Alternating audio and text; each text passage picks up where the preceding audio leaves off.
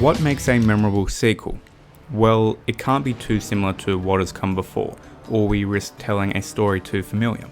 A shift in environment will certainly help. For example, the principal character will evolve and face different challenges than in the first story, because the only way to make similar hurdles challenging again would be to reduce or undermine the character, to undo development that's already been done. And that's boring. To watch someone fall into old habits while useful on occasion is boring if that's the whole meat of the story. So we want a new quest, and maybe new additional supporting characters who can help, because hey, novelty. And we would like to see how our protagonist gels against this new wider cast of characters. And sure, a transition in tone and adjustment to the atmosphere of the sequel will certainly distinguish it. Say particularly if the first iteration was coined by wonderment, exploration and beautiful danger, then perhaps a grim, monotone, harsh, even blood-soaked sequel will, set the story apart. No doubt there. For games as a medium, we expect even more from a sequel. Refined gameplay that distills the best parts of the original and scraps whatever wasn't working. Maybe improving the combat from a single button masher to a freeform, combo chaining, pole twirling, dual wielding, acrobatic cluster of ideas that unifies into something pretty satisfying. And more variety to the acrobatics, and marginally improved graphics. And maybe a few new things, stuff we didn't expect or know we need, different ways to play our protagonist, terraforming the environment, some non-linearity, a little bit of choice as to what order you tackle parts of the story. Well, no one can argue it. Prince of Persia: Warrior Within is totally a memorable sequel. But is it a good sequel? That's harder to answer. Sands of Times, the first game to the original trilogy, was met with massive accolades and rave reviews. Warrior Within still scored well, but professional critics seem to hold it in the former's shadow. But on the other hand, when I come across discussions of the game online, people froth over it and paint it as the highlight of the franchise. If nothing else, Warrior Within polarizes people. Let me put into context what I mean when I say Warrior Within is a memorable sequel. I would have finished Sands of Times several times now. I adore the game. That's why I made something close in time to a feature-length film talking about the bloody thing. Until several days ago, I had never even finished Warrior Within. As a child, I got maybe halfway through, gave up, and never looked back, and moved on to the third game. But I remember it. It's burnt into my memory. The gruesome aesthetic, the new voice actor, and the screams of rage in combat. Christ, that's probably why I'm so messed up today. The third game I have finished once or twice, and I don't remember it at all. Look, I totally intend to play Two Thrones after editing this video to complete a review of the entire trilogy, but as a small heads up, from memory the third game just blends elements of the first two games and aims less intensely for a tonal shift or unique elements of gameplay or storytelling.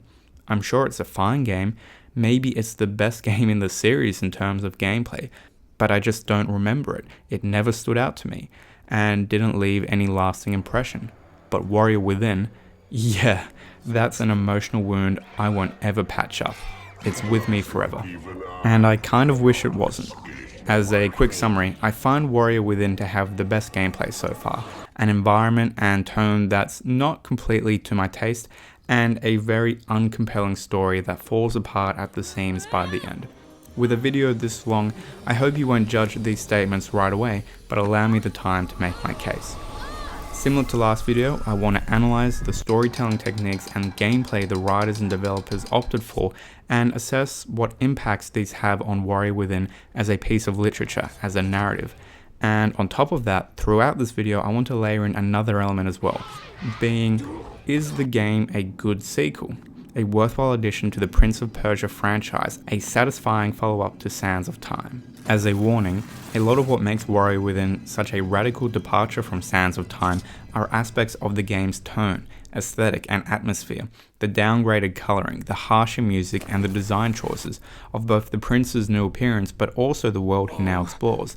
I definitely discussed these changes, but we need to keep in mind that these are all very subjective, and it's a coin flip as to whether they'll be to your taste. As mentioned, I don't vibe with a lot of these choices. They are simply not for me, either as a child or now. I'm just a romantic at heart.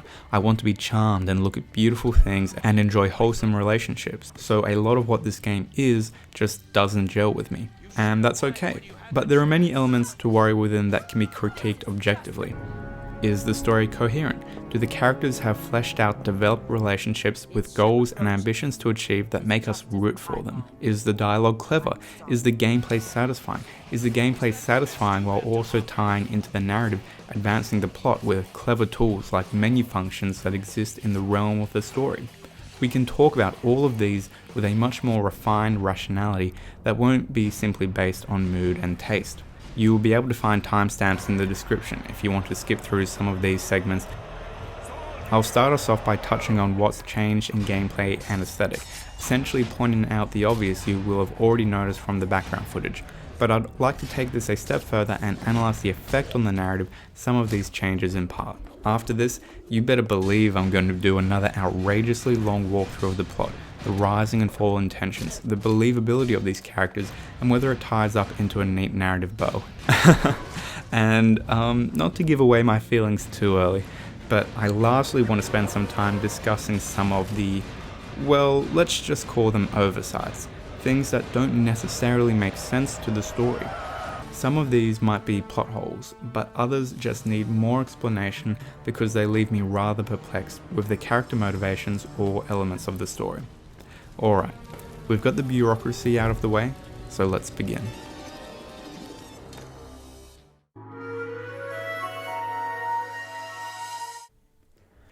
It almost feels comical to ask what's new when I sit here reviewing my footage. Instead, let's start with what stayed the same, what is carried over from Sands of Time. Well, this is still about the prince. 7 years have passed and oh boy, they have been rough. Gone is our charming young man, light brown hair with a short middle part. Now we have someone more aged, longer hair, darker, tortured eyes, wearing uncomfortable straps of leather with a more guttural, harsher voice and even style of speech. You bitch! But nevertheless, this is still our prince. We still have acrobatics, wall running, hopping to pillars and swinging from bars. Sure, there are a few new moves in there like sliding down long curtains, but the athleticism is still there. This is still a story focused on time and the consequences of messing with time travel, all of which is given physical manifestation with the Sands of Time. So we can still reverse time up to 10 seconds and slow time and speed up time to unleash a barrage of attacks, although now with a horrific blood red filter. And we have new moves thrown in, like exploding sands outward to cause damage in a large area of effect. The game still uses time as a plot device, but goes even further than Sands of Time, which more dealt with the infective properties of the sands, which turn people into sand zombies. Here, we regularly swap between two periods of time on the island of time, being the ruins of the present and the more luxurious and maintained palace setting of the past. And that's kind of it. The prince remains our protagonist and is acrobatic as hell and has some command over time. That is what has stayed the same. Everything else has been overhauled, and wow, what a change that makes. Let's start with the obvious. Gone is the vivid color palette that emphasizes deep blues and sharp whites. Now we have a muted canvas of greys, pinks, and gory reds. Everything is muted and dulled. Even the loading logo, previously a brilliant gold, is quite literally dripping with blood. Christ, even the Ubisoft brand now fades into blood. Alright, we get it. The melodious infusion of Middle Eastern and Asian music has been swapped out for heavy metal, roaring guitars and clashing drums that amp up the action and give voice to our prince's newfound anger. Because our petulant, soft-spoken prince is no more. No, he's tormented and furious, screaming, raging, issuing threats and calls to violence with his new voice actor. The prince's edgelord persona is no act. It's not all just brooding with a hood up. No, he's vicious and cruel, with no qualms of killing half-naked women. Wow, jeez. There's also no narrator this time around, and no tie-in of the game's menus to the story. Everything we experience firsthand is the entirety of the story, so when you die, we don't have a narrator hand-waving this away as a silly error of story, but you have flashes of light, splashes of blood, and a very traditional game over screen. The enemies we face are more humanoid, still monsters, sure, but almost not. They no longer tower over us, and they certainly react like humans, and they speak to you, and the prince to them. I grow tired of this. I see there is still much I can teach you. Insults and challenges raging back and forth, but sometimes when they die, there's a real tragic sentience. They make cries to their comrades and express heartbreak at failing their master. Forgive my failure. So killing them feels a little different. Now, instead of being a sense of releasing these creatures from their living nightmare by sucking them back into the dagger, we decapitate them, split them in half, all in exquisite slow motion. So yeah, Warrior Within has a very different feel to what has come before, but let's quickly hone in on some of the more raw mechanical changes. While for the most part we still have a linear action adventure, the story offers the players some choice. About a quarter of the way through the game, the prince is challenged with activating 2 towers, and it's entirely up to you which segment you tackle first. The game also has 2 endings. Bizarrely, the main ending that most people will reach on their first playthrough is non-canon. It doesn't carry over to the next game, whereas if you go out of your way to unlock every health upgrade, then you will find the true ending to Warrior Within. The previous game afforded to players no such liberty. You were guided on rails start to finish. The combat is majorly revamped, and you can tell just from the footage. No longer do you mash one button and throw in a few jumps. No, you have combos you can execute to different effects, and now lacking a sacred dagger, the prince has a free hand to pick up any weapon your foes drop. Maces, daggers, scimitars, it's all yours, and these all work as projectiles since you can toss them with immense deadly accuracy. You don't even need a secondary weapon if you don't want. I often elected not to, since you can use your free hand to choke out enemies or grapple more violently, toss them over edges to immediately dispatch of them. It's good, really good, and the enemies are more variable. You have some of the usual hulking brutes and grunt fodder, but you also get mini-bosses, golems you need to hack at their feet, scale their back and give repeated concussions until they drop dead. Or my favourite, random birdmen who you fight at various stages across the map. Some enemies are nimble, assassins that drop from the roof, and yeah, it can be a little frustrating to take down, but they're just slightly more acrobatic than you, and you can end up with these fights that look so clean and choreographed, like something out of Star Wars.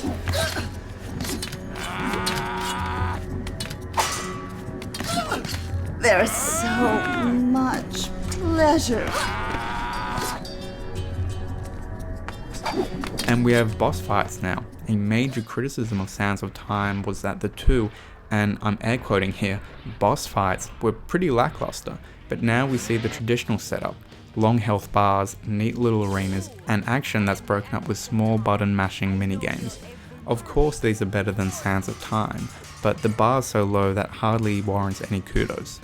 They're still a bit rough around the edges, but I'll explain my thoughts on these in the narrative review, because boss fights should really be micro climaxes, high moments of tension in a narrative arc, so that's the context I'd like to discuss them in. We also see the blooming of RPG elements that will become the Ubisoft staple in the latter part of the decade.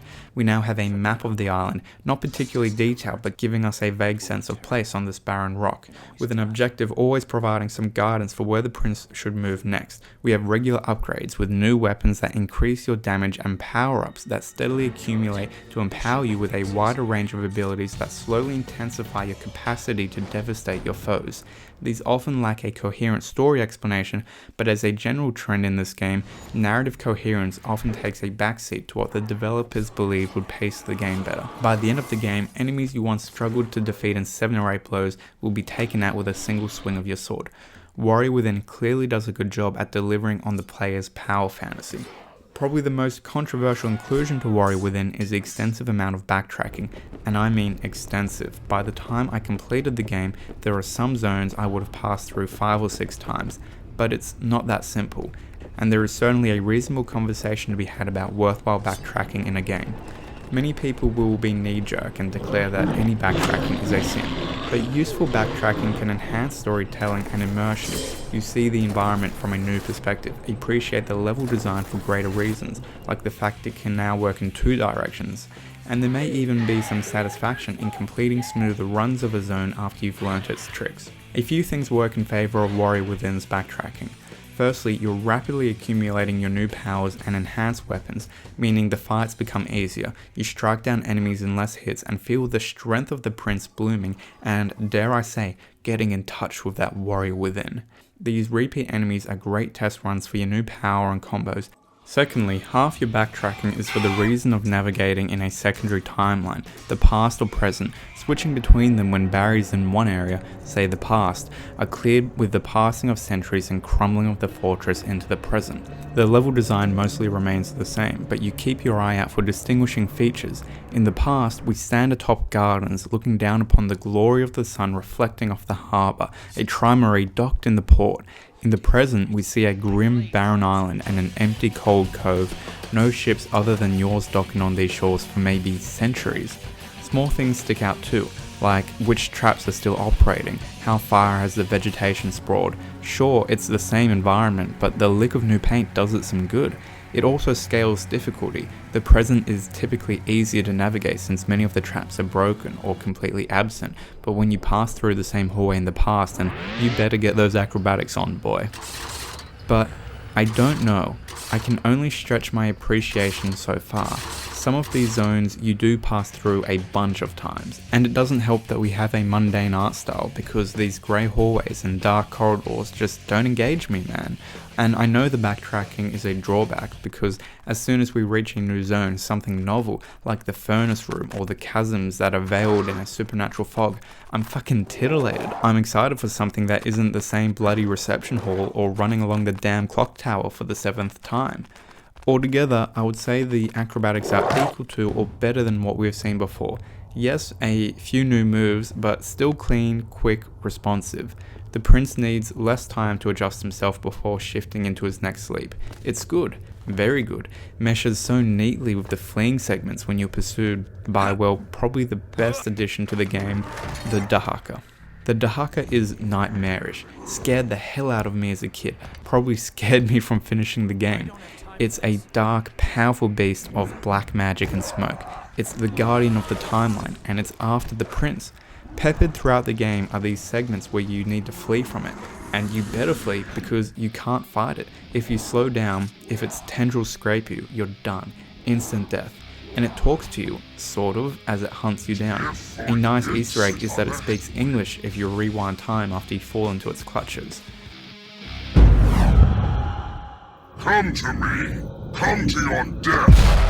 Not all of the Dhaka runs are great, but some, especially the later ones, are fantastic and gave the designers perfect opportunity to create fluid action set pieces. It's terrifying and it's fun. It's an exasperated terror. Anyway, those are the gameplay changes, but more has changed, and these ones I find harder to make a positive spin on. Our prince's journey takes him to the Island of Time, and the environments we traverse are pretty uncompelling. We have an entire island, yet for the most part our environments end up feeling very similar. The prince seeks out the clock tower, an impressive network of gears and winding mechanisms, but ultimately it's a dreary place that sees us in cramped quarters, small rooms, neat corridors. The second tower, which I think offers the better visual variety, again sees us spending more time indoors than I think gardens should warrant, where we again run through corridors or along brick balconies and ledges. And that's the same with making your way to the reception hall, or the Altar of Blood, or even to the goddamn throne room. And we have so many dark locations, from the clock tower to the catacombs beneath the palace, to the halls, to the outskirts of the fortress. It's all so grim, and so it all blurs into one forgettable journey. The first game saw much more variety in its splicing of locations, where forays into the sewers or torture chamber were sandwiched between zoos, baths, constellations of planets and courtyards. Here, the absence of more beautiful, colourful environments unfortunately drags the rest of the darker zones down because, and again, just in my opinion, you become fatigued with the gloomy atmosphere. Now, don't mistake me, the level design is mostly superb, the traps are well placed and the routes through each zone make sense and lead to brilliant fluid action set pieces, but it's boring to look at for 2/3 of the game, and you have to backtrack through all of this. Later, we get far more interesting landscapes, industrial rooms where you can imagine the sizzling heat, valleys of mist that send chills down your spine, and an open arena that dwarfs anything we've seen so far.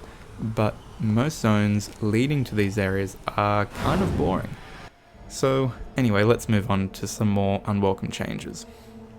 It goes without saying, but sexualization of female characters has been ramped up to a 10. In our previous game, Farah was no nun, but she wore an outfit that was definitely meant to be visually appealing, but I'd make a case that the prince was more gratuitously represented than her. Maybe. But Warrior Within is honestly shameless. The female characters wear ridiculous outfits that are funny more than anything else. This is one of the opening shots of the first cinematic, and some poor fucking girl was motion captured so artists could draw this smart. Like, Christ, how is this battle gear? I don't know if I've ever seen a more egregious example of sexualized female armor. At least it's inspired some great fan art, I guess, and comics. On top of that, the only female sand monsters, while making for great challenges in combat, essentially try to seduce the prince and recruit you into some backroom BDSM sessions in the middle of a fight. There's so much pleasure in pain. Pain is exquisite. Ah, you like the pain, don't you? Hit me harder, please. Harder. Everything here is so crass for the sake of being crass. And what does it add? Look, if the effect of your dialogue is that I'm more than anything worried somebody's going to open my door and hear this, then maybe you should go back to the drawing board. And look, I do get it. They want to sell games, and part of that means trying to give the 13-year-old fanbase boners, but when you try to have a brooding, edgy game that takes itself very seriously, it's hard to treat it as anything but comical when your female characters are just boobing boobily all over the place. Another change is the journey of the gameplay.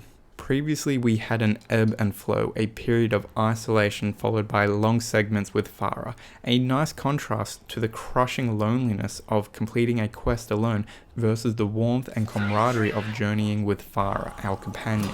In this game, we are solely alone. The entire game is just the prince, completing his task, with occasional intermissions where we return to the central hall and have updating conversations or conflict with our new female lead, Kaileena. Instead of a travel companion, we now just seem to have a quest giver. This means that we lose out on a hell of a lot of useful character building dialogue, and in my opinion, this is one of the most underrated changes. Character development has been subbed out for action, and I believe this is why some people find the sequel so jarring. It is less character driven. Instead of banter, support, or petty debates between two characters who are going through the throes of developing a relationship, we just have the prince, on his own, occasionally commenting on the new environment and maybe giving the player a hint of how to progress to the next zone. I'd best find that woman. She's probably gone for reinforcements. If I cannot reach the platform, perhaps I can bring the platform to me. I've never seen such a large clockwork mechanism before. It's as if the entire tower is some tremendous machine. We don't know how he feels, what he thinks, how his worldview is shaped, other than brief cinematic instances. And this, to me, above everything else I've mentioned, is one of the striking weaknesses of Warrior Within.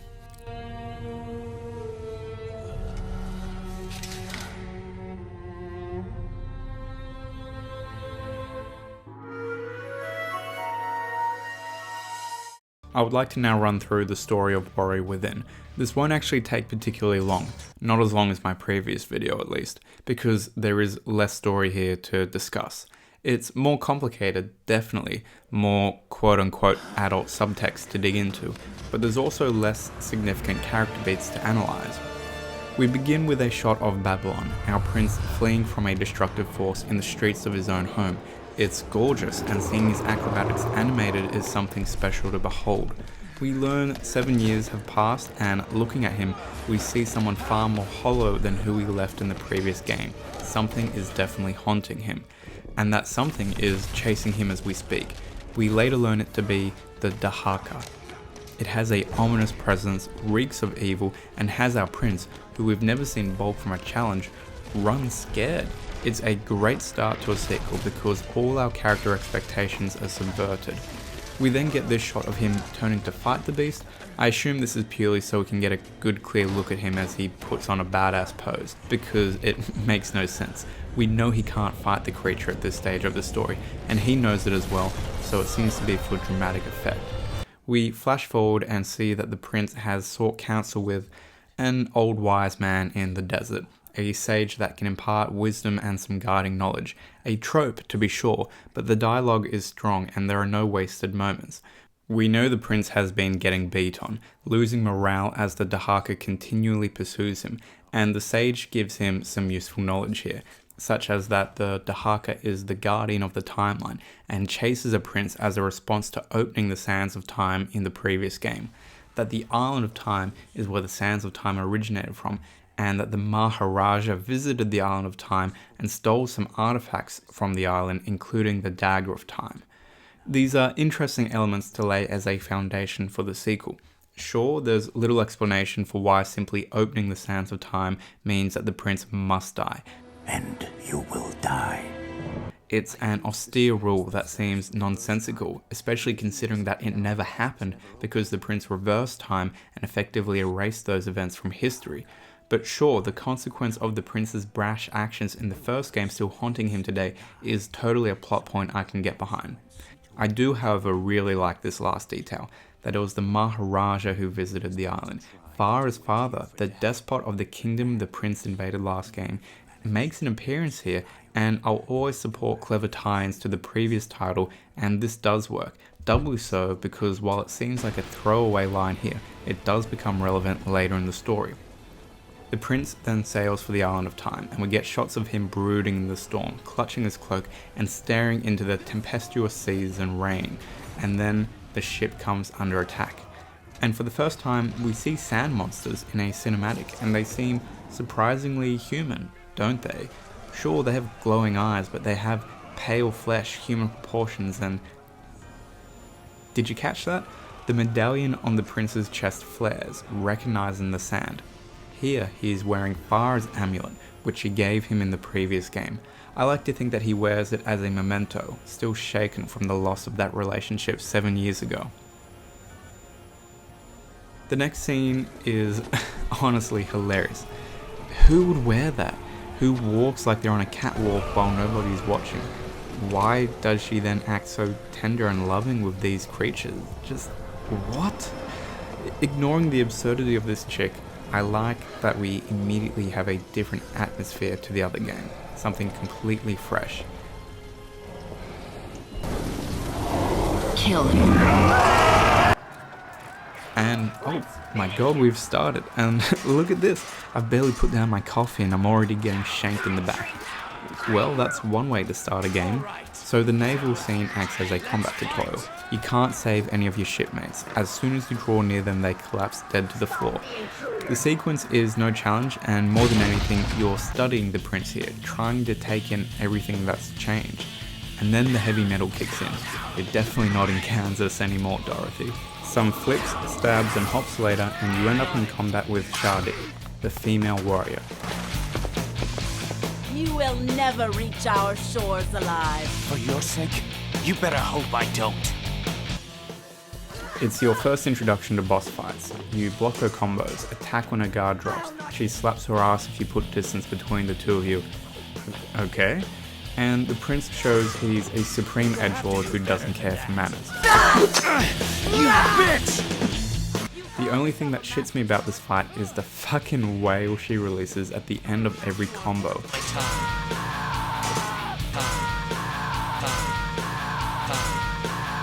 Oh god, you just want to put her out of her misery.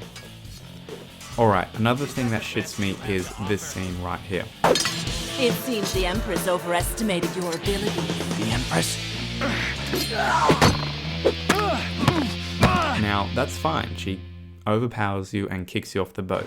She was obviously toying with you. She's immensely stronger, and you never had a chance of beating her. Right? Well, we'll explore that soon.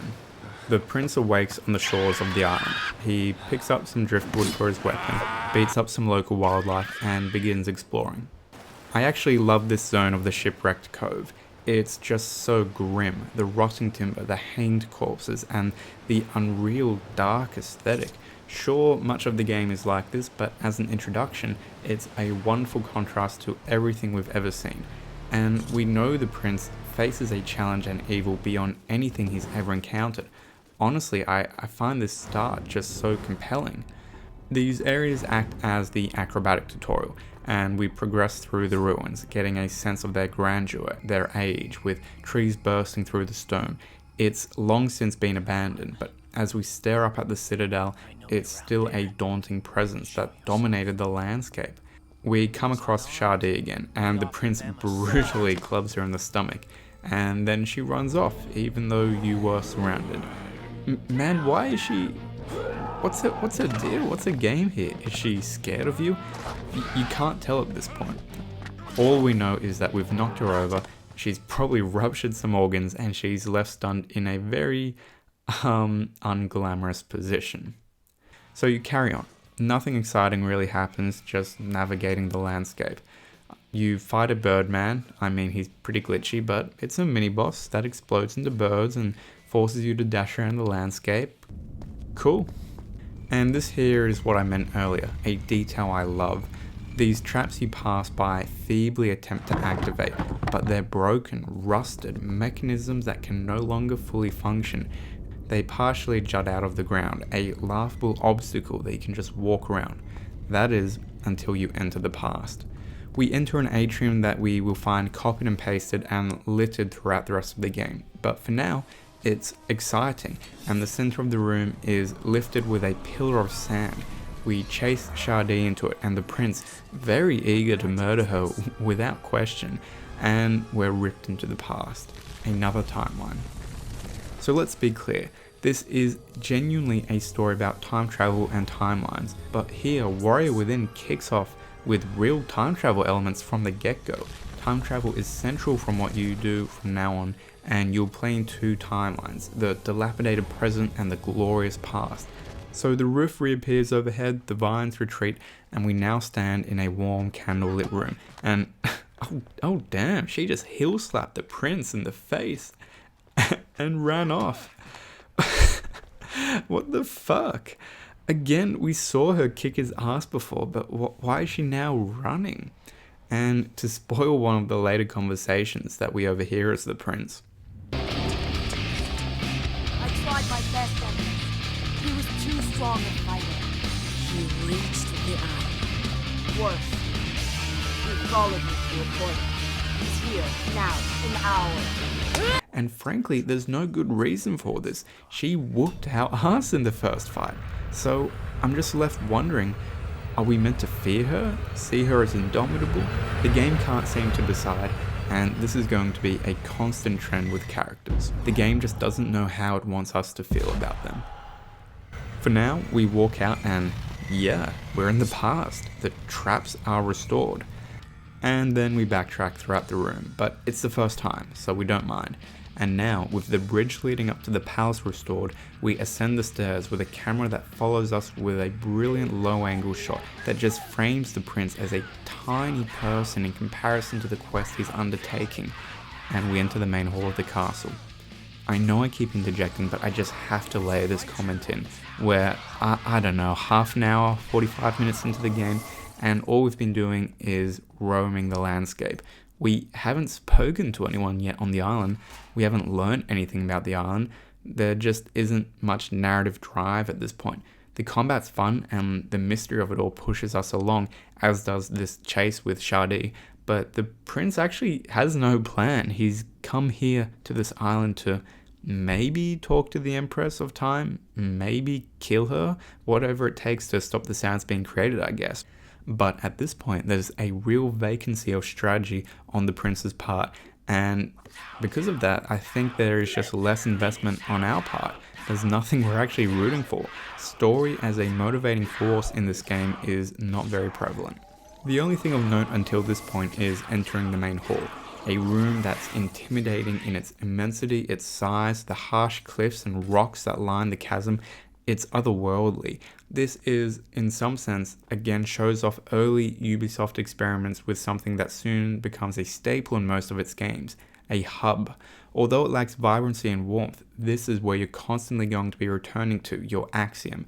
You will always return here for updating conversations, new quests, and to begin exploring the new areas of the island that branch off from this very room. I can't decide if I like it or not.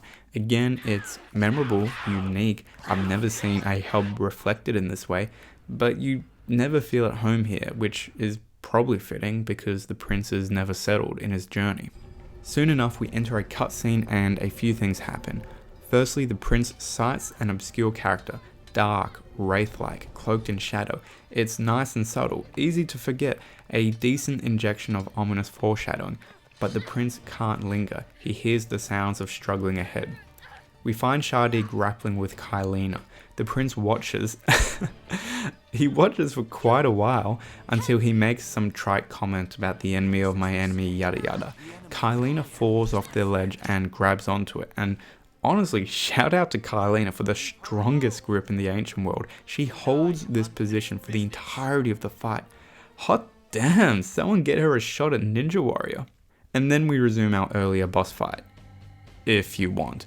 Or you can just watch for several seconds while Shahdee mashes her heel into Kaileena's face, except, well, that leads to a game over pretty quickly.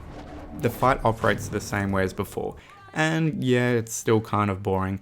You really only have one option, wait for her to finish her combo, which again means listening to this fucking sound.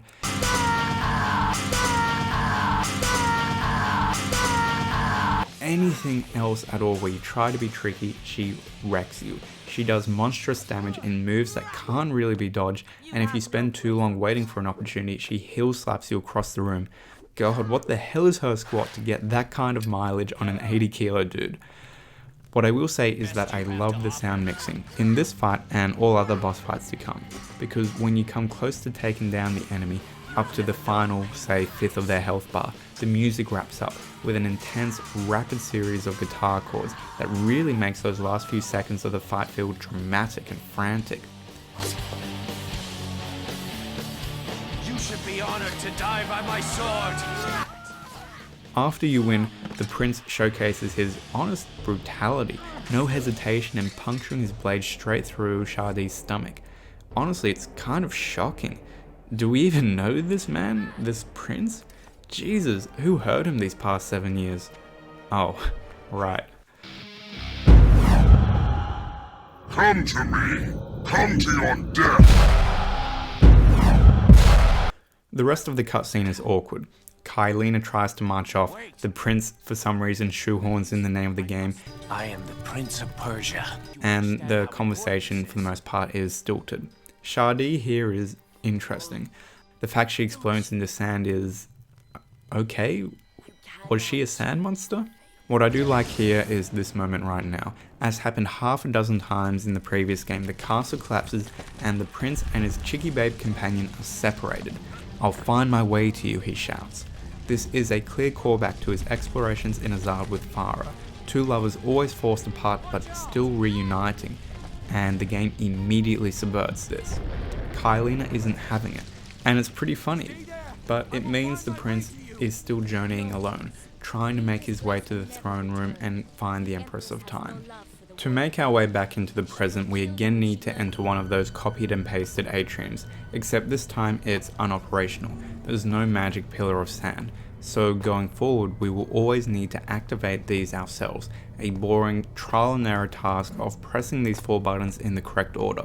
Again, like the substantial backtracking in the game, this feels like unnecessary padding intended to waste your time.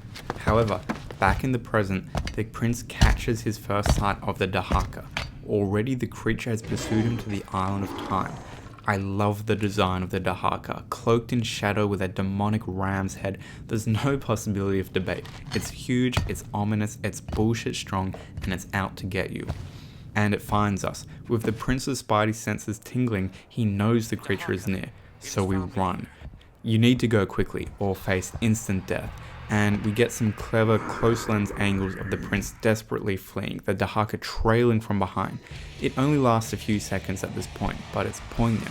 It tickles some fear in you. Your blood pressure is rising because you don't want to get caught, and so long as you're in the present, it's going to be a consistent threat.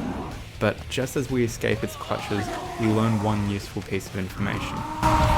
What's this? I cannot cross the water. This is certain to come in handy. Safe again in the past, the backtracking is starting to become really apparent because we're passing through this room for the 4th time now, and just as they're about to say, "Really? I'm here again?" we get another cutscene. The shadowed black ghost is back, and now it seems aggressive. We will later learn that the axe was thrown to save the prince, a silly move for reasons we'll discuss later.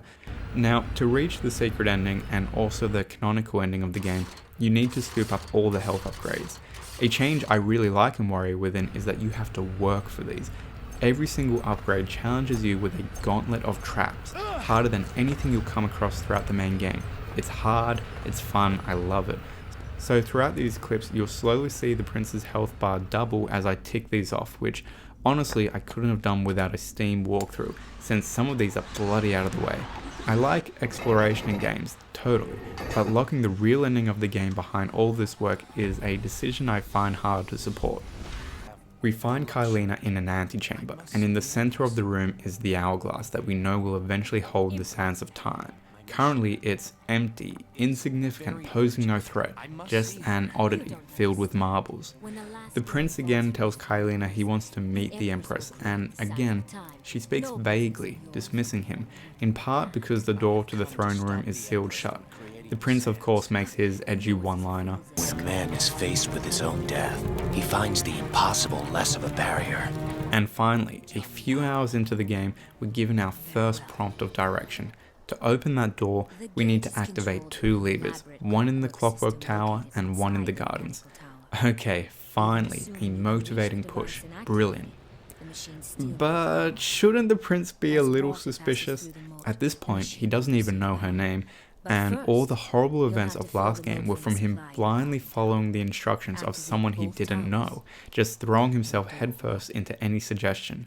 Again, we don't know her relationship to the Empress yet, but she speaks with a lot of authority. I just think our prince should know better, right? Well, regardless, he gets a new sword, doubling up as a key, and now we can shift the environments in the main hall, our central hub, where turning the lever terraforms the landscape, each direction creating a new path that leads us somewhere new on the island. And so we begin our quest, and very little happens. You choose which tower you want to start with, make your way there, carry on bypassing traps and killing sand monsters until you can turn a lever which will unlock one half of the Empress's throne room. Sure, it's fine gameplay and I know the combat is good, but there's so much of it. If you haven't already inferred, I play these games for the story and the cool platforming, the acrobatics and the sweet level design. But by this point, maybe a third of the way through the game, I'm already sick of fighting. I'm literally just running past the enemies now, because they don't chase you, and it's not like you gain anything of value from killing them, so yeah, I just zip on through. And that's all these segments of the game are, a physical journey, and only physical. No metaphors or internal change occur here, just a physical trip to activate the 2 towers. I'll talk about the ambience in a little bit, sure, but they don't push along the narrative other than one scene of the prince spotting the Wraith in the Clockwork Tower. What do you want from me?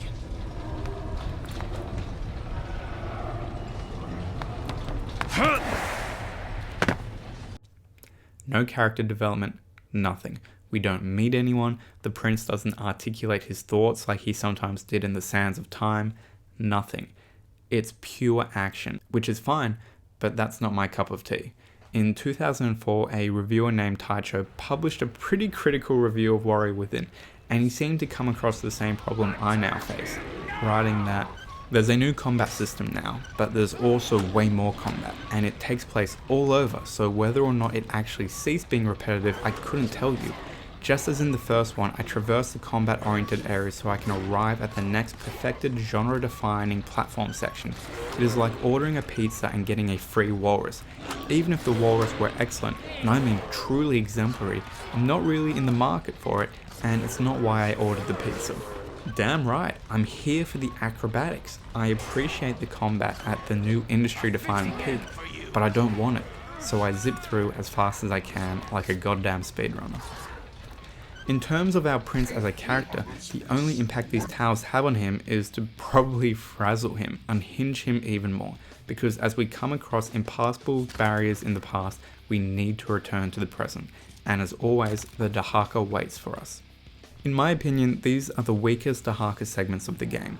The locations aren't interesting, and we have plenty of zoomed out far away shots. Many of your deaths are caused by coming to a new obstacle, and because the environment is so drab with all the samey corridors, there's no immediate clue for where you should go. With crisper level design, where the camera doesn't whip around when you enter a new room or the prince gets caught on tiny ledges, this would be better. We have better Dhaka scenes later on in the game, but even here, once you complete the run in one fluid movement, yeah, it looks cool. The screen darkens, the music escalates, and the fear of God is put in you, and you just fucking run. The problem is, this fluidity, this sense of badassery, shouldn't take so long to do with so many deaths. Also, don't always expect the water to save you, because that goddamn demonic bastard can glitch through and totally still get you. Both towers are distinct. The prince compares the gardens to the hanging gardens of Babylon, and the outdoor segment is my favourite segment since the early cove with the shipwrecks and the hanging corpses. In the background we spot a trimery. It's docked in the glistening harbour, and we leap through trees and vines. Repeating the same level with a fresh coat of paint will eventually lose its novelty, but for now it's fine. We complete a simple water puzzle to supply energy to the clockwork tower, and that's one part of the fortress activated. Returning to the main hall, we have a brief intermission with Kaileena. It's you. You seem surprised to see me. Surprised only that you insist on prolonging the inevitable. Why did you help me? I don't know. I guess half because you remind me of the Empress, or who I wish she could be. What do you mean? Like you, she knows her own fate. She has seen it in the timeline. But where you fight it, she has submitted. She accepts it. They say knowledge is power, but I say it is a poison. Knowing the date and manner of her own death torments her. The closer it draws... This dialogue is so corny, especially knowing who Kaileena turns out to be. Again, we get the usual spiel about nobody can change their fate. Not much happens, but she hands us a new sword. And we move on. But for the life of me, I honestly can't tell. Is the prince trying to flirt with her here? Yet something inside me wants you to succeed. And do you think I will? His voice gets so husky and sincere. But I admire you for trying. I think he's flirting. Thank you. The new sword is welcome. We kill enemies slightly quicker, meaning the next tower should theoretically be easier to complete. So you move the terrain around and get going. The clockwork tower is the better designed area in my opinion. There's just a nice variety to what's going on. You start with this wave-based combat against hordes of sand monsters, which is satisfying now we're beefed up and can strike them down in a few hits. We also have a new mini-boss, that golem you climb atop and take down by splitting its skull apart. New enemies appear too, these dogs that explode after you damage them. And the parkour, the mechanisms of the tower are the perfect playground, with water mills you dodge through and cogs you can ride along and fans that require precision timing to jump through. And later, you come across a golem who throws the exploding dogs at you, meaning you can't stay in one spot for long. It's great fun, but again, hours pass with not a drip of exposition, commentary, or even just insight into the prince's thoughts. It's a damn shame, but regardless, we complete this tower and the door to the throne room unlocks. We return to the main hall and are met with a cutscene, a pretty random one from the prince's perspective. Initially, we're terrified. The Dhaka has found you in the past, and then, even more concerningly, it looks like the other humanoid demon has cornered you, sandwiched you in. Is it an agent of the Dhaka, you begin to wonder? But but then the Dhaka eats it, and then the Dhaka pieces the hell out. This honestly does make sense later on. It's totally fine, but the poor prince must be so fucking traumatized by this point. We then go to find Kaileena in the antechamber again. Time is running low. You ready? I've been thinking, Kaileena. There is little for you on this island, and there will be less still once I've stood before your mistress. Come with me to Babylon. You'll have a chance to begin a new life, free from the evils of this place. I'm sorry, Prince, but I cannot take you up on your offer.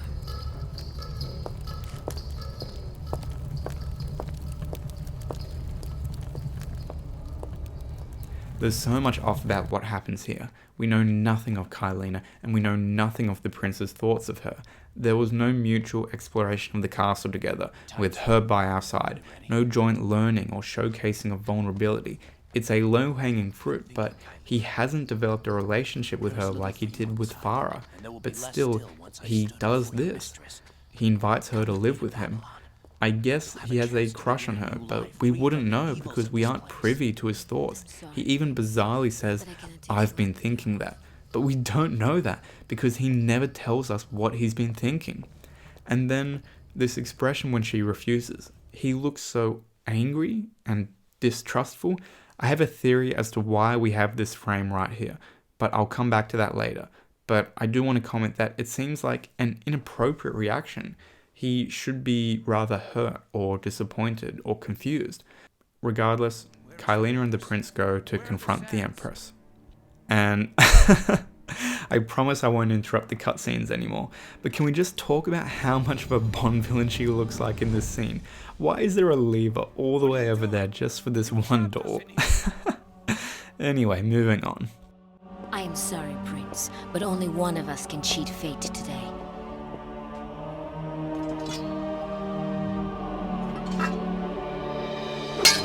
You are the Empress!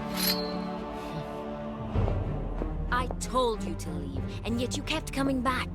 I began to wonder. If you could change your fate, perhaps I could change mine. Okay, so we learn that, oh no, Kaileena is the Empress of Time. Who saw that coming? I mean, it's not like she spoke of the Empress intimately and never disclosed what she was doing on the island. And gosh, isn't it convenient that Shahdee never mentioned this little bit as she was dying?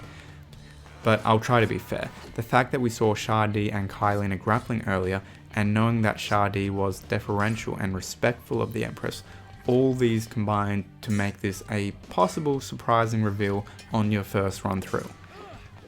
And then we have the boss fight against Kaileena, and it's definitely the best fight so far, and I'm so thankful that she isn't wailing after every combo.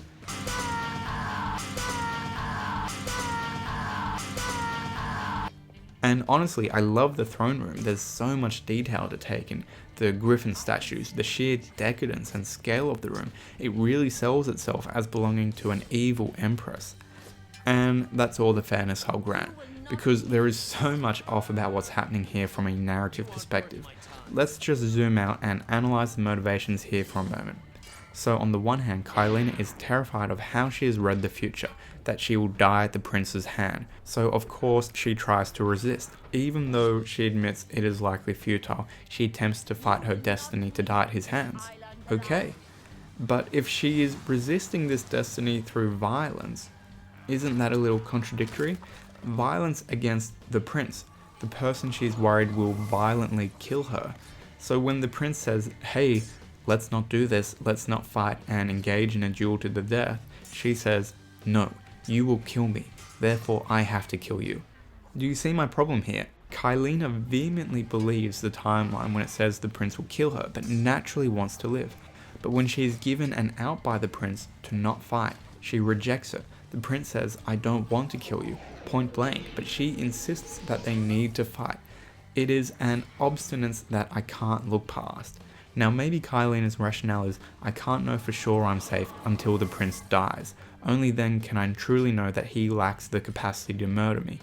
Okay, or just don't fight the prince. What we have here is known as a narrative contrivance. The writers are forcing two characters into conflict when it doesn't feel right, because if the characters just spoke to each other, the issue at hand would be resolved. And, spoiler alert, almost every tension in the story of Warrior Within would be overcome right here if they just hashed it out like adults. Kaileena does not want to die, and the prince only has two motivations at this point: stop the sands from being created and not fight Kaileena. If she now told him that she was the physical manifestation of the sands of time, he would have no cause to fight her, she wouldn't die, and they could skip on out of here holding hands. Quite literally, because the Dhaka can't venture into the past, remember, so if the characters saw fit, they could leave right now, no problem, no questions asked. But alas, the fight ends with some anime simultaneous sword slash cliche. I mean you no harm, Kaileena. But I must finish this! You are a fool, Prince! No matter what you do, you still fail! Just as I have tried, and just as I have failed. I am sorry, Kaileena.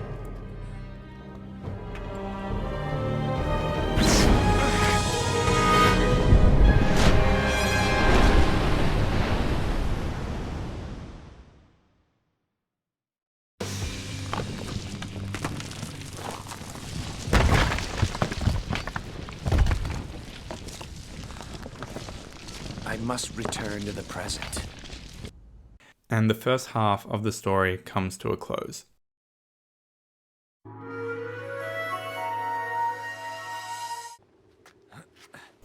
Ostensibly, the prince has completed his mission. Sure, he lost the girl, and Kaileena did suspiciously explode into a bright light, but as far as he's concerned, the sands of time can no longer be created in the past, and that means he never could have opened them in his timeline, meaning the Dhaka will no longer hunt him down.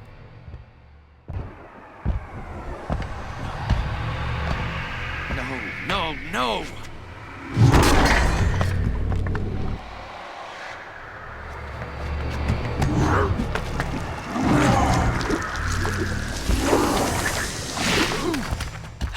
But of course, the story isn't over yet. The prince reflects on his battle with Kaileena, and then it clicks. She exploded into sand, because she was the sands of time, the physical embodiment of them, meaning he actually helped create the sands of time, and therefore still opened the sands of time in Azad in the first game.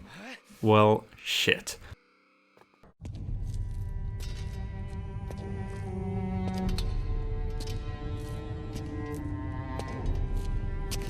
I am the architect of my own destruction. Ultimately, nothing has changed because he failed to change the past, so the Dhaka is still after him.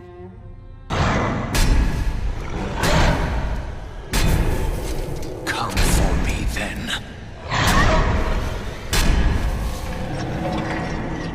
The prince welcomes death at first. He is utterly dejected, even melodramatic, which is refreshing. This is definitely our old prince. Until, in what has to be one of the greatest strokes of convenience in any story ever, he comes across an inscription on the wall.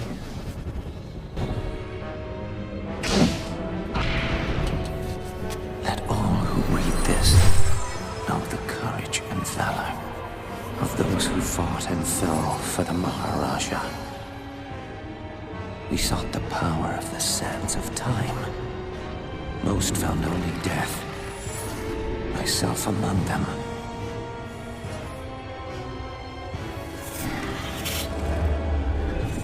But the mask of the Wraith gave me a second chance. On the one hand, I want to pile on this and call it out for the weak, out of thin air solution that it is.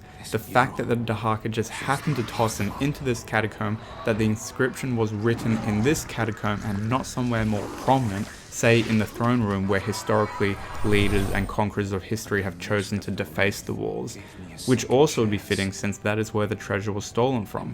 Altogether, it is almost an unforgivable contrivance of the plot. On the other hand, this actually does have some things working for it. Firstly, we've seen someone wearing the mask of the Wraith for a while now. It's always been there. Sure, it would be neater if Kaileena could have mentioned it in passing at one point, since she is the Empress of Time after all. She must know about this time-bending relic, but her dialogue is so bare bones anyway, that's like asking for a musical score that isn't heavy rock at this point. But secondly, I love the visuals and how this is communicated. Small metaphors like the first Maharaja's hand slipping away to be replaced by the second tells us everything we need to know about how the mask works without using any dialogue at all, that it lets you slip into somebody else's timeline and take their place. It's perfectly communicated. And further, I can overlook the setup for all this because it's the Maharaja.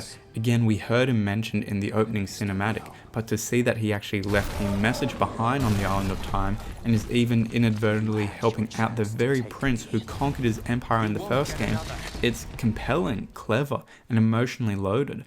We learn that the Maharaja journeyed to the Island of Time, seized the treasures and carted them home, and if my interpretation is correct here, the Maharaja knew that he would be assassinated in the future, so he donned the mask of the Wraith so that while one version of himself would be murdered, he could slide into that timeline and keep on living.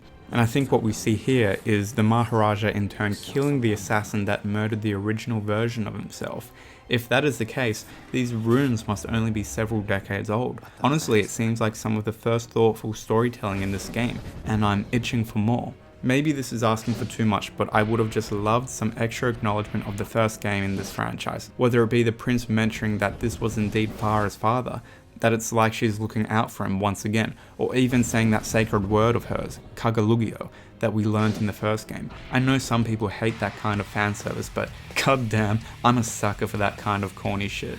The catacombs make for brilliant gameplay. The big picture of what we do in this room is a little random, elevating a sarcophagus so that we can jump into the next zone, but the process of doing it, oh man.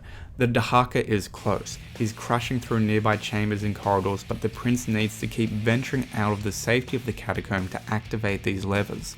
So what we have in quick successions are 3 or 4 run-ins with the Dhaka, each time he's lingering just behind as we run through these caving-in tunnels, rolling under rubble, swinging from the ropes, and it's clean, man. These routes were set up so much better than those earlier ones in the towers. Just look at this footage. It's so smooth and finessed. It tests your reactions. It's clear where you need to go, and it's tense as all hell.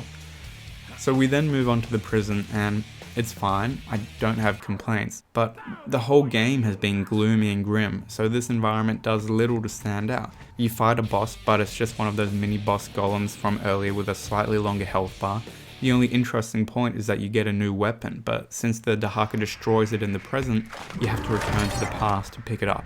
I don't know, I guess it's a dime a dozen in a time travel story, but I thought it was neat.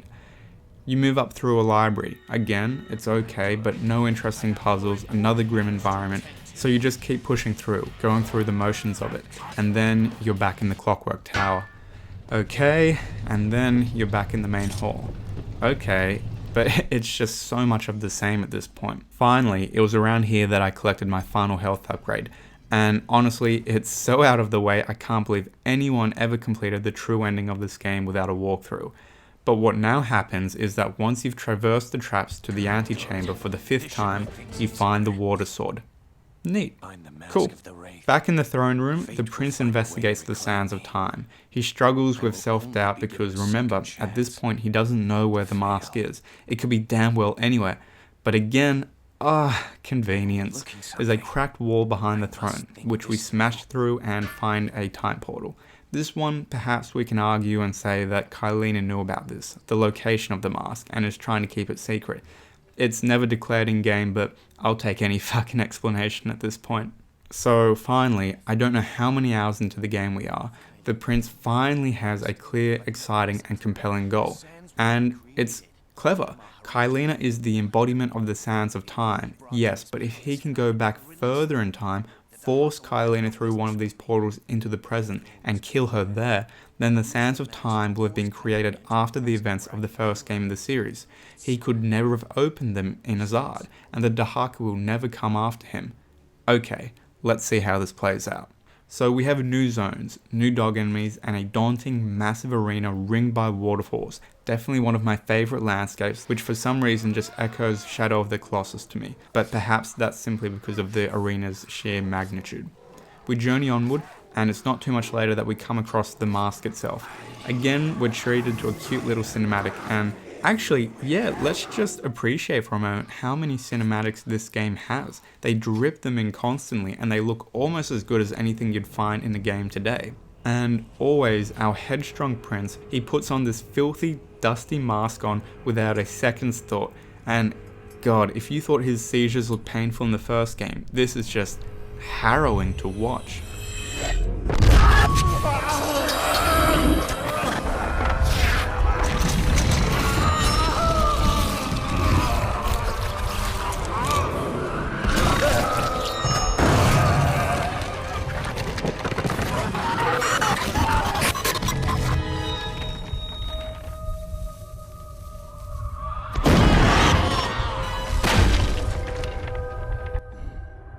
What incredible, terrifying visuals, and dun dun dun, if it wasn't blindingly obvious, the prince was the Sand Wraith all along. Again, predictable, but also cool, and it raises a confronting complication. The prince has already seen himself, as the Sand Wraith, fail and be destroyed by the Dhaka. So that's a problem. But still, he's a step forward, he's wearing the mask, and now all he needs to do is find Kaileena and find a way to dispatch of her in the present. So we go through the usual, fight a few enemies, dodge around some traps, and for the most part, nothing has changed.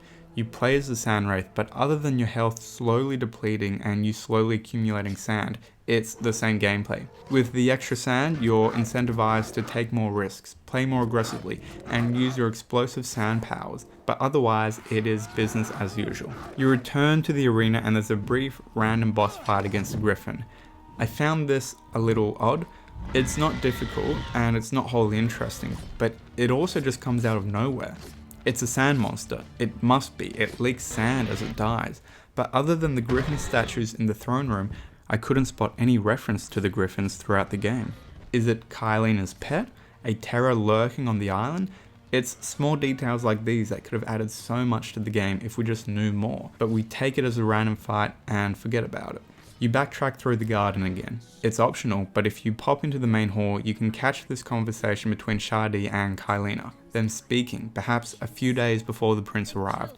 This is a useful piece of information, because we had no clue what the relationship was between these women, but as we can gather here, Shahdee was obviously a servant to Kaileena, one of her valued warriors who had been losing respect for her as she begins to resist what was written in the timeline.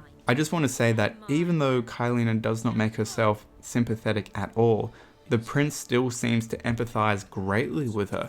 Shahdee seems completely reasonable, and I kind of wish this was addressed, that the prince killing her is kind of a shame, since Shahdee is the only character who doesn't seem like a complete nutcase at this point. And we slowly see the prince as the Sand Wraith fulfilling all those moments we saw from the human perspective of him spotting the monster above, but this time it is we who look down, and so we gather more context on all these situations. We see the slow breakdown of Kaileena and Shahdee's relationship, if there ever was much of one to begin with. We see Kaileena strike her, Shahdee become exasperated, and they start grappling. Kaileena here says this, "After everything I've done." Just what does she mean? Again, we don't know anything about these characters, this island, the creation of the sands. Kaileena could be referencing any one of these things, but we'll never know what she did for Shahdee because the game never gives us any backstory or treats these characters beyond the surface level sexualized archetypes that they fucking are. Sorry, but I'm just so bored with everyone now. Kaileena is unlikable, and she's simply evil to Shahdee and abusive. But still, the game forces us to try and treat her as a romantic subplot for some reason, and it's not fucking working. Later we see our prince as the Sand Wraith toss the axe at the prince to save him from an assassin sneaking up on him. And I don't know, man. I firstly find it hard to buy that the prince could ever be snuck up on at this point. But regardless, even though our Sand Wraith prince hasn't addressed it yet, he needs this version of the prince to die so he can, well, effectively steal his timeline. The prince dying here would be actually very useful. In these concluding hours, we get some of the best visuals yet. The furnace room is a great break for the simple fact that it's a new room with new ideas, but the puzzle is simply too easy, connecting 3 pipes. The next zone is probably my favourite, canyons shrouded in a cool mist, with enemies easily lost in the fog, where you can even accidentally run into traps that you couldn't spy ahead. I love the aesthetic and how ancient it feels, with carved runes littering the landscape, and the fact that we have a blue colour palette as opposed to the usual black, grey, red. Again, we return to the clock tower, and the prince yells at us. What do you want from me? My other self still works to activate the towers. And then, incredibly, a fucking golem sneaks up on us and completely KOs the prince. Honestly, his reflexive intuition ranges from Jackie Chan on stimulants to frickin' Dumbo. Like, you can't tell me this golem tiptoed behind us. Anyway, it forces a time skip because we're unconscious, and it gives us a last kick of urgency, so we run back to the main hall, and thankfully we make it in time. Tell me I'm not too late. All is happening as before. No, I must not let him pass.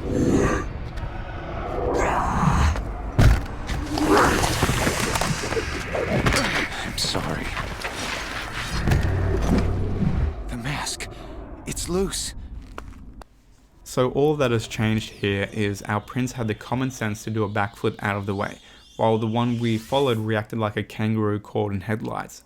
I have questions, but I'll leave those for now. What I do want to say is, holy shit, that is very dark. Paradoxes aren't exactly new to time travel stories, nor is the idea of feuding with an alternate version of yourself. This is often a compromise an audience might imagine to resolve a time travel paradox.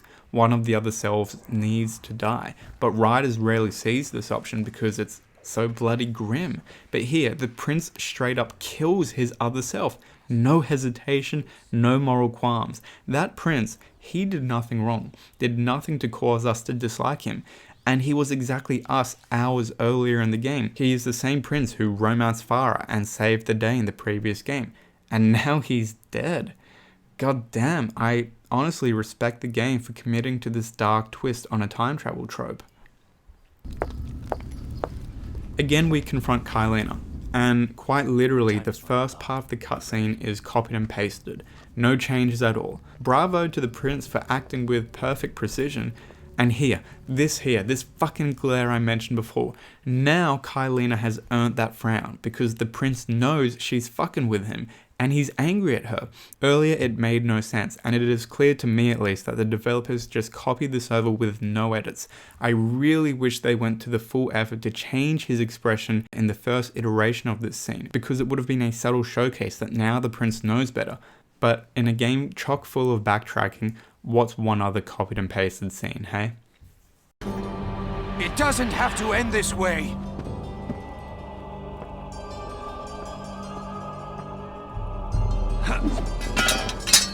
Come with me, into the present. Kaileena, Empress, listen! No! You listen! The timeline has said you will kill me, but I will change the timeline! This here confuses me, because he was adamant about killing her, with seemingly no qualms about it. But again, with nothing having changed, he tries to reason with her. What's up here? What does he think? No, literally, what is the prince feeling right now? I genuinely don't know. He's spoken all game now about killing her. He has a crush on her, I think, and now he's trying to save her again. I don't know what he wants. But with some slick moves, he gets her into the present.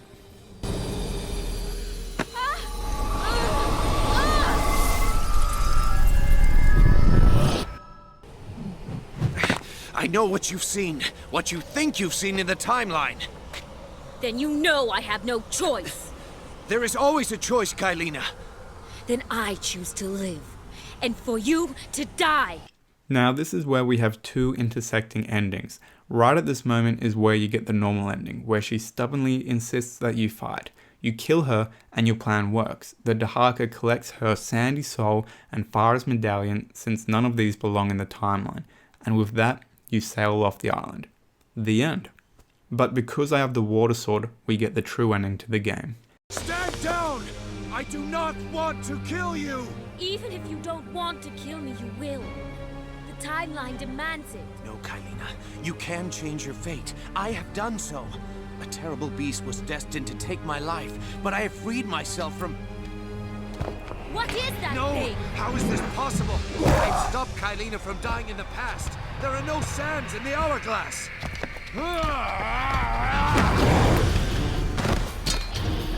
It is Kaileena who does not belong in this timeline.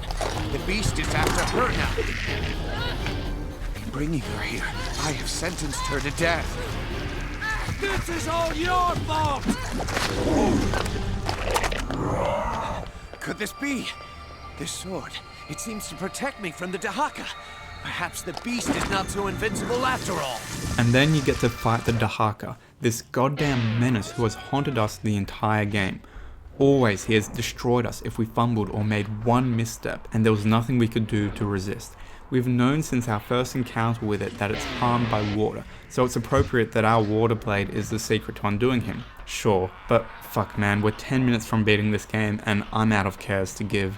The fight is quite challenging if you approach it conventionally. You chip away at the Dhaka's health until Kaileena eventually blasts him with sand and he clings to the edge. You smack his head a bit and he pops up and heals a little bit, and around we go. Sand regenerates throughout the arena, so you will always have access to your sand powers. Again, I guess because Kaileena is here.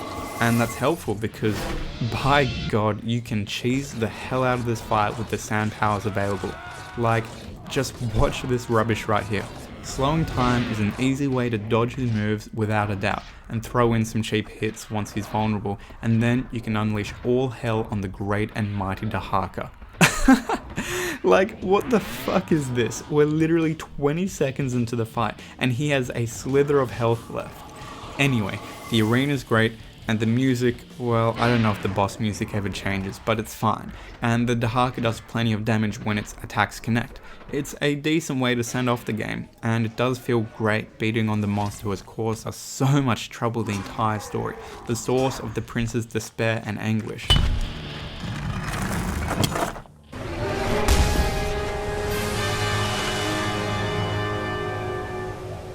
And because water is the weakness to the Dhaka, falling into the ocean outright kills him.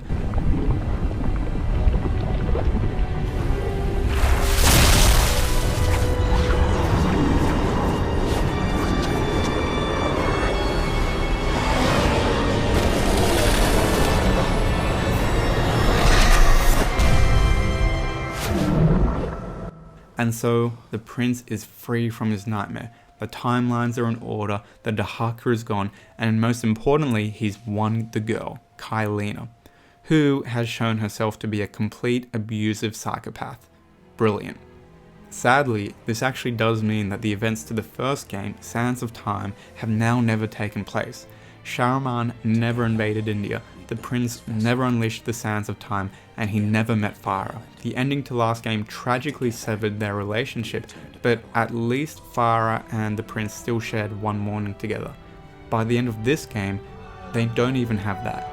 Farah now has no idea who the prince is.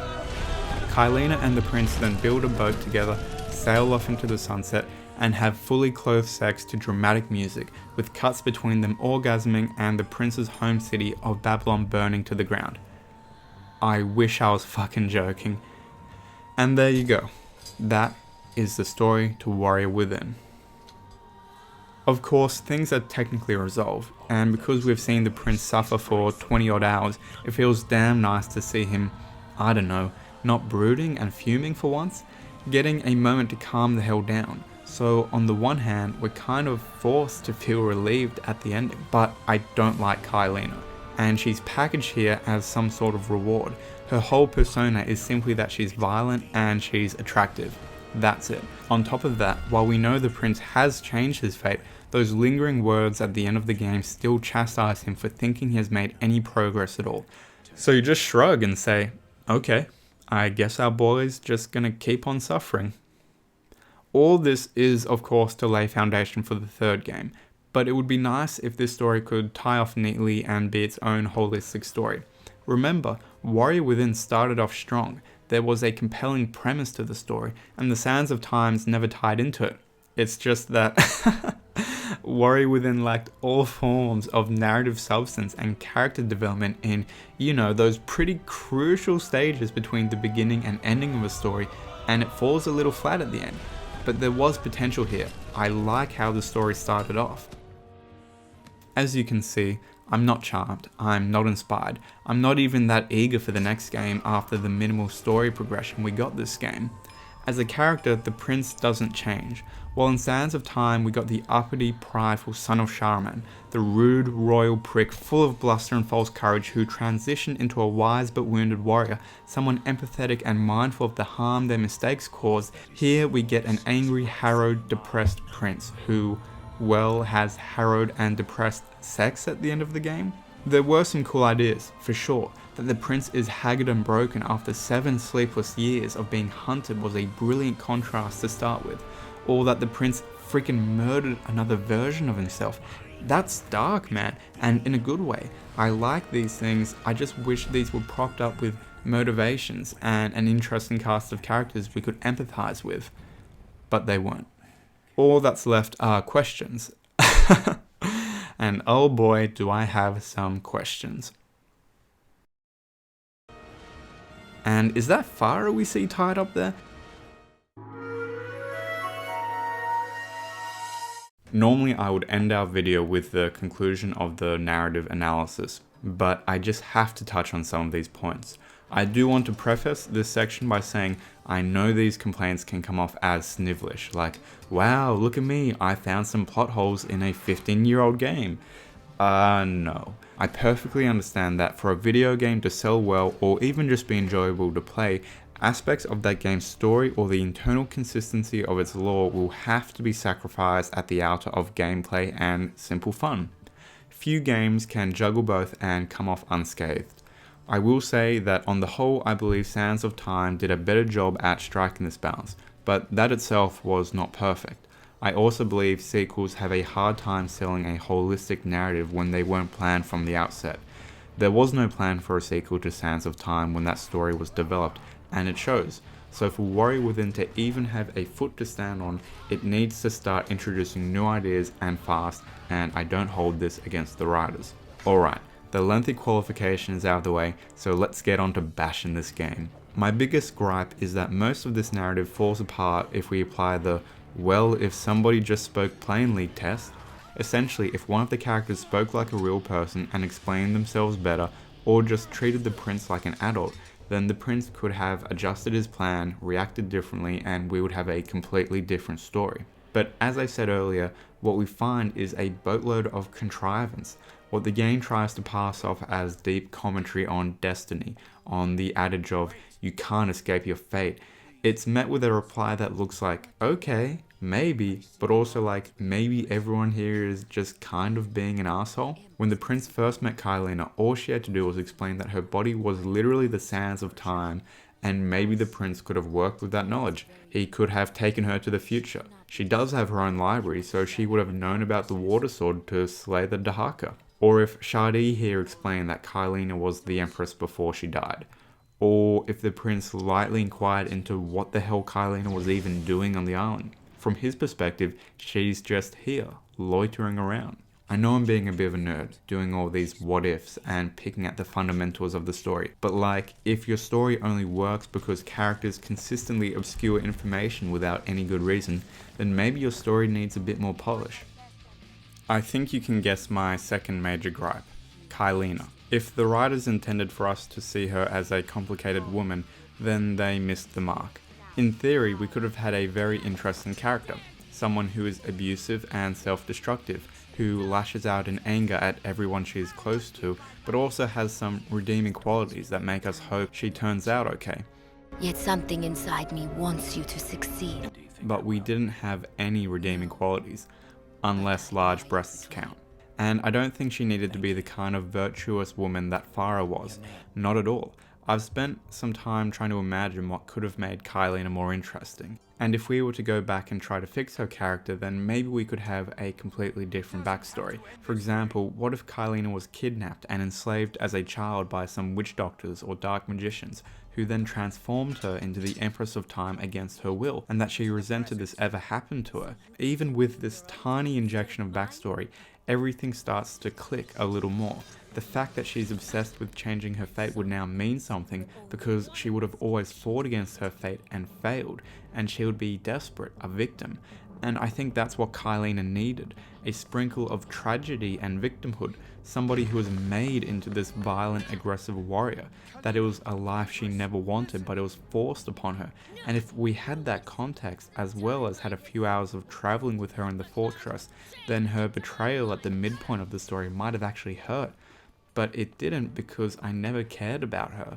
For Kaileena to be the second main character, to not have any backstory and also be completely bare bones in terms of development, I think that was one of the greatest disappointments of Warrior Within. There's also a bunch of bugs and glitches to the game. I'm not someone who really cares about these unless they mess with boss fights or force you to reload. But that's exactly what some of these did. Assets not loading in, characters bugging out, and weird duplicates were just some of what I saw. And here are a few that I came across.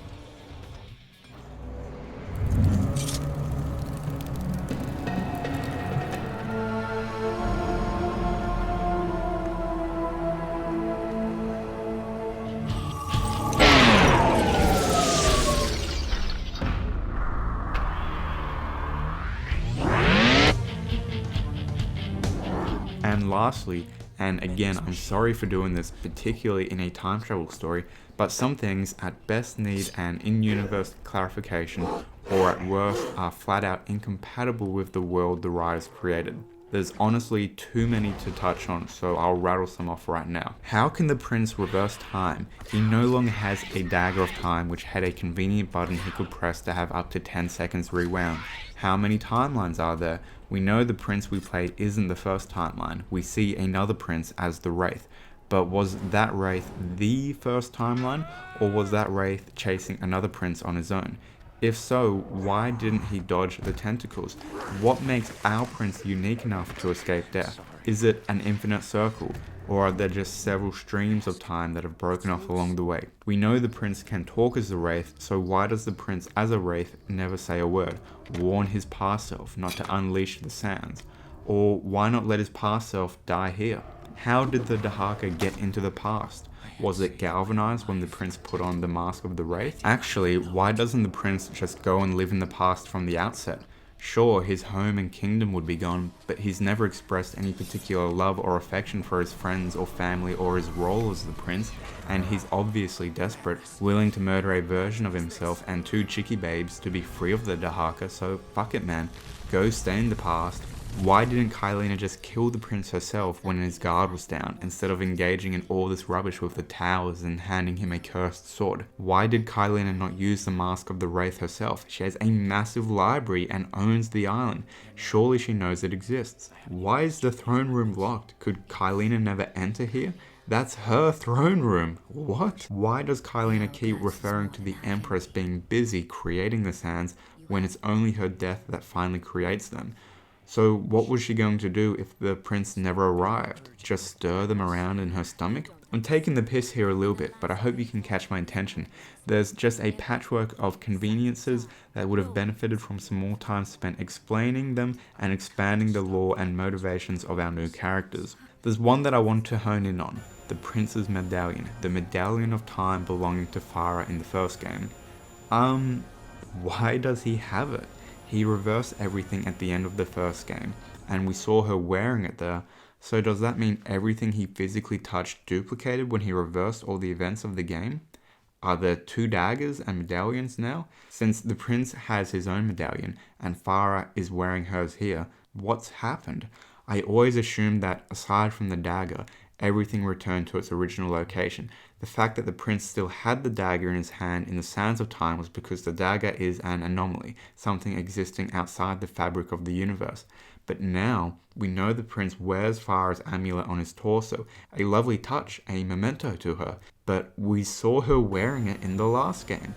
So either he snuck back in to steal it, she mailed it to him as a gift, or there are now 2 amulets. But like, does the prince now have 2 pairs of boots, the ones he wore and a pair he kept in his tent? Ah well, questions for the philosophers. I do just love that people were arguing about this shit back in 2004. 15 years, 15 fucking years, and there's no clear answer. But the game manual tries to explain this by saying, thanks to the talisman Farah gave him at the end of Prince of Persia Sands of Time, the prince still has the ability to control time. To use his time powers, the prince needs to have sand in the medallion. So, fine. Let's accept that the writers just had to retcon what was shown in Sands of Time. These things do happen. What I find harder to accept is that when the story operates in the past, firstly, there are sand monsters, but you will also find sand in barrels and pots, and you can use these sands to activate your sand powers to reverse time. But the Sands of Time haven't been created in the past. So why is there sand everywhere? Why can the prince use his powers in the past? Ultimately, we shouldn't look for an answer to this, because we don't need one. I prefaced my previous video by saying that I typically dislike time travel stories, and Warrior Within shows off exactly why. It's a fine enough game, not to my taste, but still it's a fine game. But almost everything I just rattled off, you won't find an answer to, because the writers don't have an answer themselves. They created a game first and a story second, and unfortunately it does show.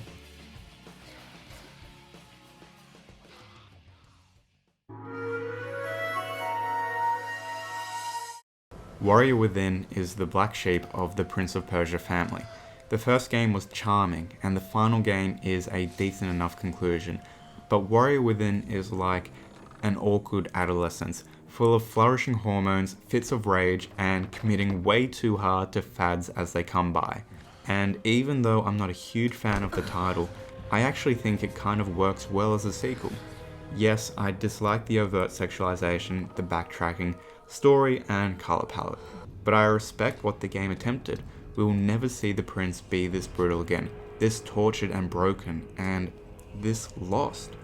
And the game touches on some dark concepts that, yeah, wow, plenty of MA-rated movies would be way too nervous to come near.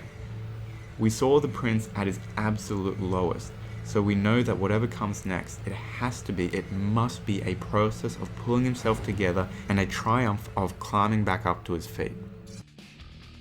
I don't imagine I'll ever play this game again, for the simple reason that I didn't particularly love the 10 or so hours I spent running through it. There were high moments, for sure, great sequences of acrobatics and combat encounters that helped me appreciate why some people love the game so dearly, but I know that it's not for me. And I know the internet doesn't always take this view, but I think that's okay. However, I did enjoy writing the script for this video and spending time reflecting on the themes and the story. So if you're one of the few people that saw this timer and still sat through this whole hot mess of a video, I just want to say, wow, thank you.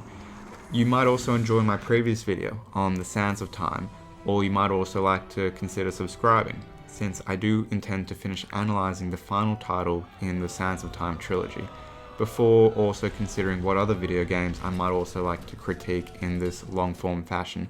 Please leave a comment if you have any suggestions for when that time comes, and hopefully I'll see you next time. Thanks for watching.